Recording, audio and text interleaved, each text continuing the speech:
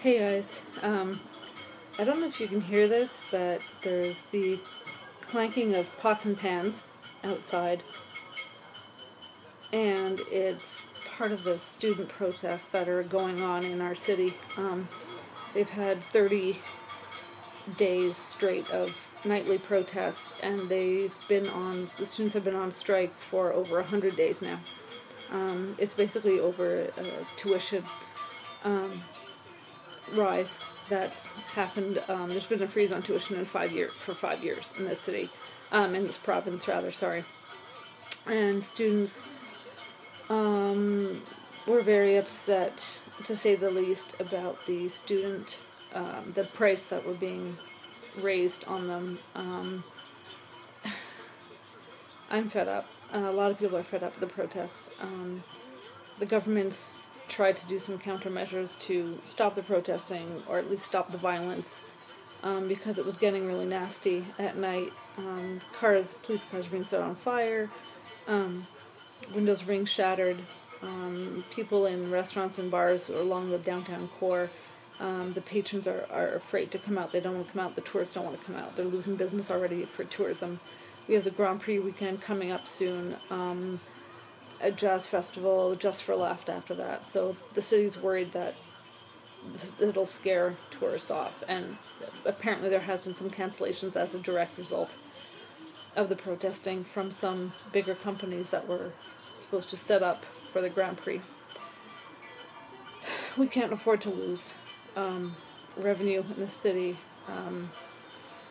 The summer festivals is really big here, and it's what keeps the patrons, the bars and the restaurants and the hotels and everything else really going. So I don't know if you can hear it. They're outside. I'm trying to show my window, which is totally useless. And the pots and pans is a different form of protest. I think it's against the government, who now said that they're not allowed to protest. It's illegal if you're more than, I think they said, originally it was like more than 9 people or 10 people, now it's like more than 20. So this is just to show their displeasure in yet another way. It's annoying. I'm fed up. I'm tired. I'm tired of the protesting. I'm tired of the violence.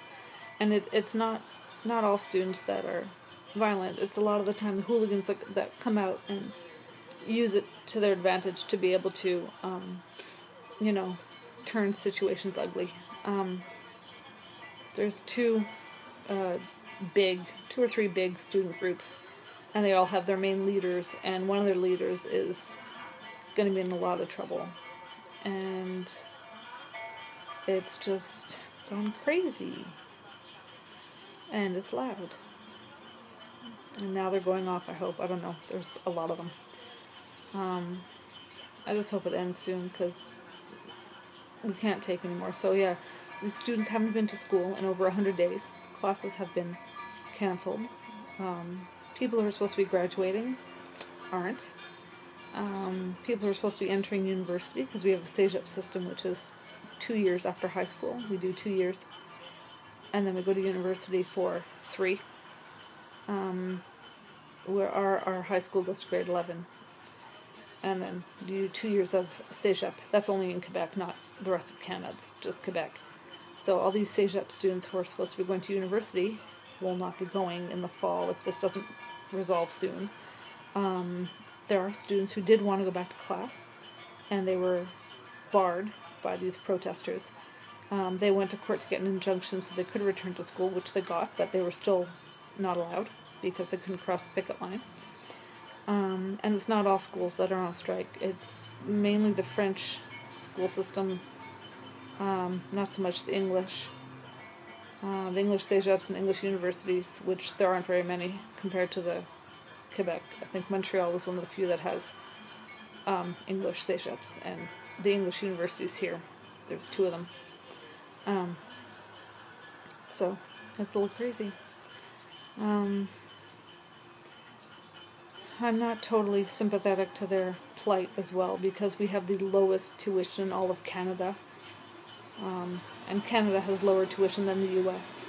So it's more because they put a freeze on rising costs of tuition, and then now it's kind of exploding.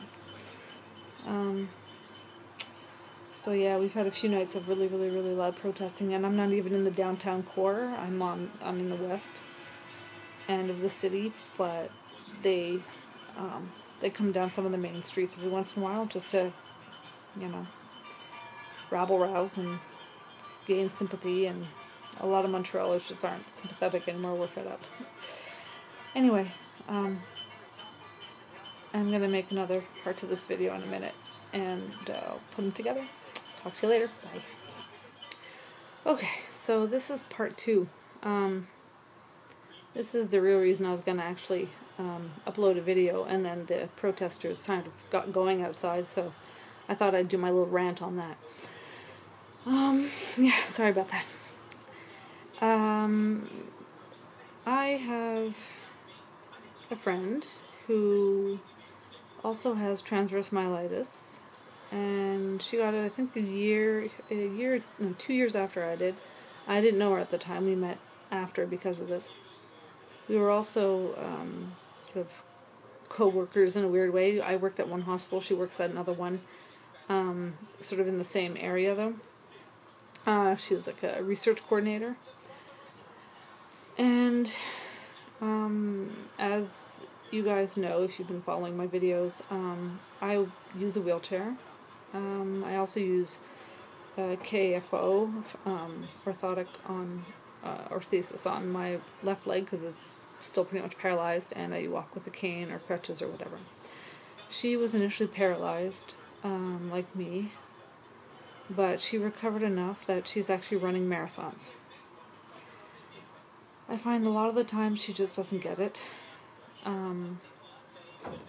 She's lucky she recovered 95%. She still has neuropathy and power loss every once in a while, but nowhere near, I find, the same way that most of us with TM end up with.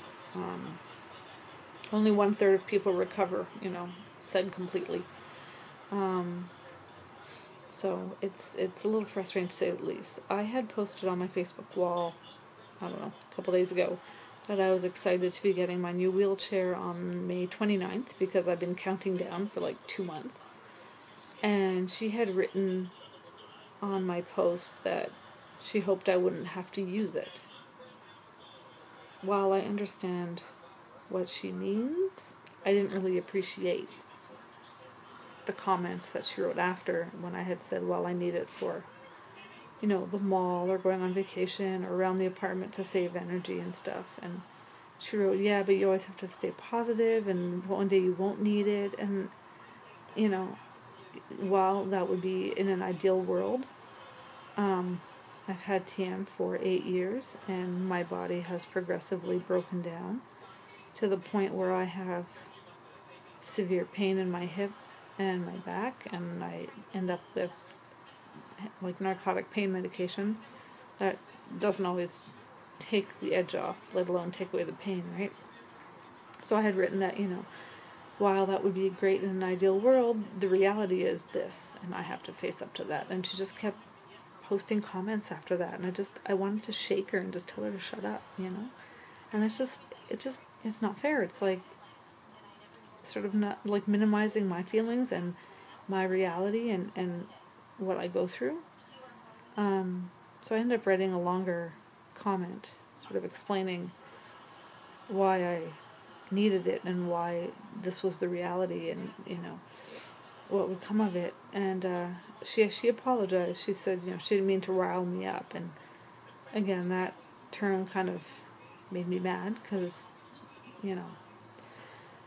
anyway, I don't get it, and I've had a few comments like that from some people, and I know they mean well, and I know they say you want to stay positive, but at the same time, facing up to the truth and facing up to reality isn't being negative. It's actually being positive in what you can do and what you will be able to do in that reality, I don't know. It was just very frustrating. So that's all I had to say. I hope everybody's doing okay, and I'll talk to you guys soon. Bye.